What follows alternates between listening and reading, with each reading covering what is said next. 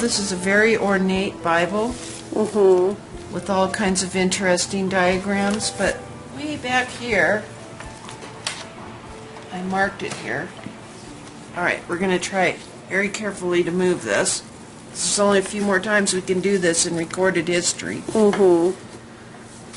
Usually between the Old Testament and the New Testament, a family Bible will have these kind of pages. And so this talks about their marriage and about Thomas, Harry Weiser, and Blanche Samsel getting married, Uncle Wallace. Edward Leroy is Uncle Roy.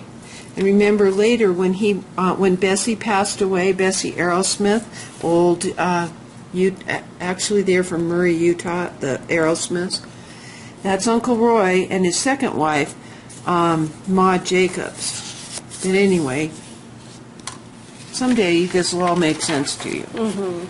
So this is why it's so important we get these things digitized. This isn't going to last.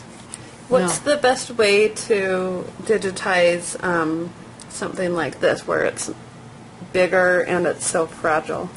I'm just going to use that tripod over there and my brand new digital camera. Here's information about when Bernadette was born, but do you see that all this handwriting here is the same, like they copied this from somewhere else? Yeah.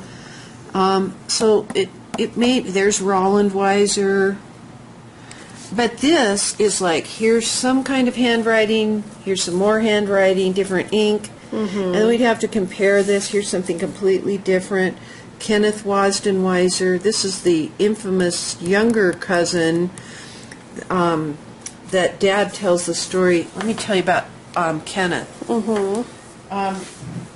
My dad would say that when he was little, it was a lot of fun for he and Aunt Beverly and Uncle Jack to go in the car with their dad up to Twin Falls to see Grandma in that house.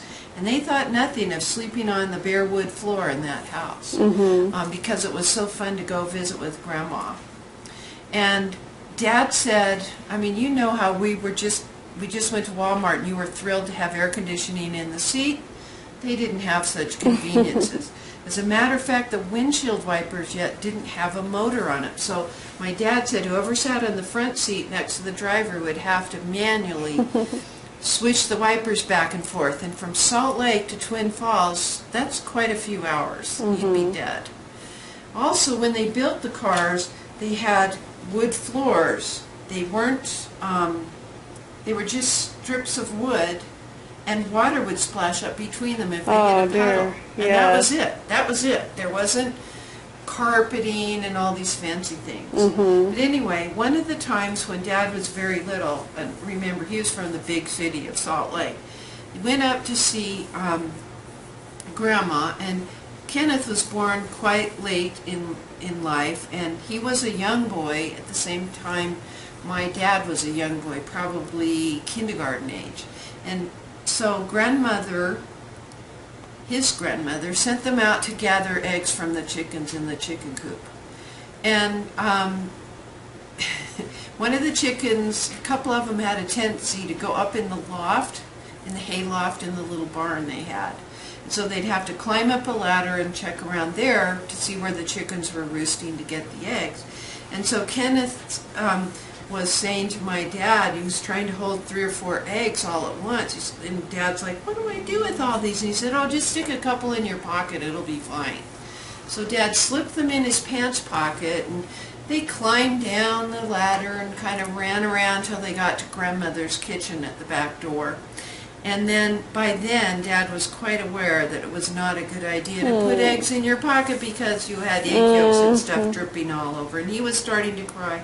And his mother, Myrtle, the actual sister to Kenneth, and grandmother to me, but mother to my dad, said, she really chased him away, chased Kenneth away, and said he was a bad boy for picking on her son and stuff like that. And I think Dad talks about that in one of his family history write-ups. So anyway, one of the things to know about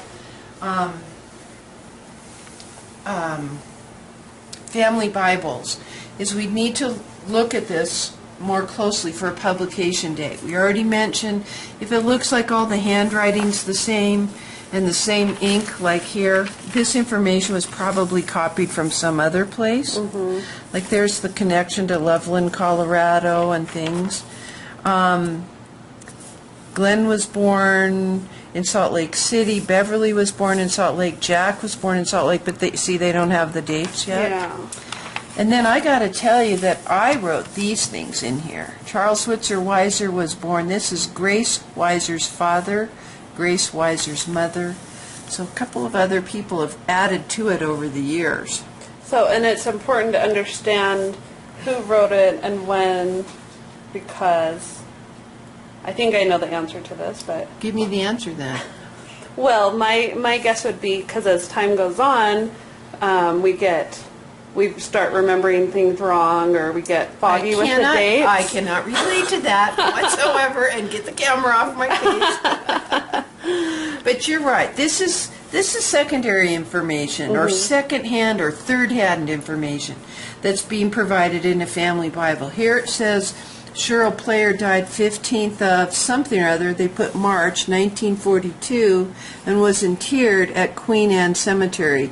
Well, it's not called Queen Anne Cemetery, and Queen Anne Hill, Anne is spelled differently. There's a lot, but that gives you clues to go on. Right. So this wouldn't be something that you could use as a final say, but this would give you clues to help you get there and get the documentation.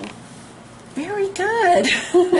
But I would put this in my genealogy database as the information of his death date and where he was buried, and citing this Bible as the source of that information.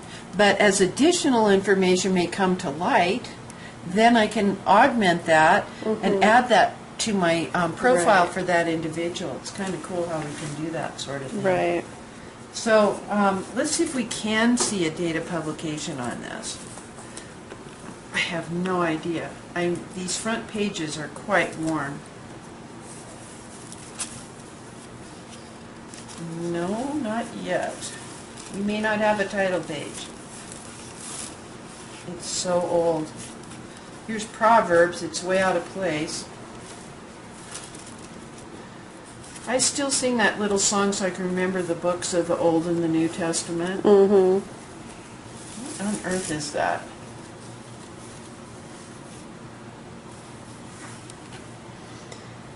That's the Ten Commandments here. I don't have a publication date because the title page is missing. But there are a lot of loose pages all around, so I might have to check those as well. There may be other pages of commentary where people have written in there. So if I look one more time and then hardly ever open this book again, that's probably smart, wouldn't you say? Yeah. It's quite different from a later Bible that I have from about 25 years later.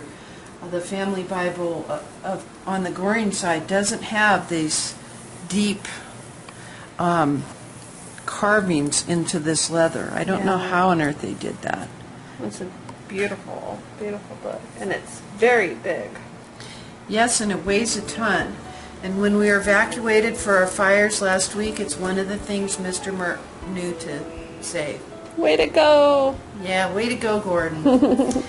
Anyway, happy family tree climbing, everybody. That's a wrap.